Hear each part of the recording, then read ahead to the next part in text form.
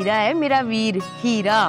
तेन मैं की दसा ਉਹ ਲੋਕਾਂ ਦੇ ਇੰਨਾ ਕੰਮ ਆਉਂਦਾ ਹੈ ਨਾ कि कभी भी उन्हें किसी काम लिए किसी ਨੂੰ ना नहीं कीती।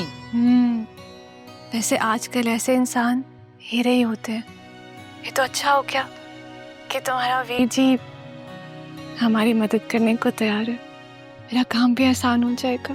और कमलिए आसान की हुन ते तू काम होया ही समझ। या अल्लाह तेरा लाख लाख शुक्र है तूने मेरी मदद कर दी। अच्छा हुन ना ਆਪਾਂ सुबह मिलते हैं। अब बलबीरा मैंने फोन कर कर ना कमला होया फिरदा।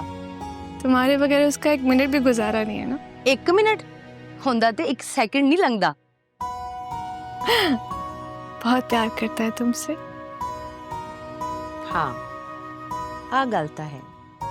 अच्छा चलो तुम उससे बात करो फिर हम सुबह मिलते हैं। ओके ठीक है।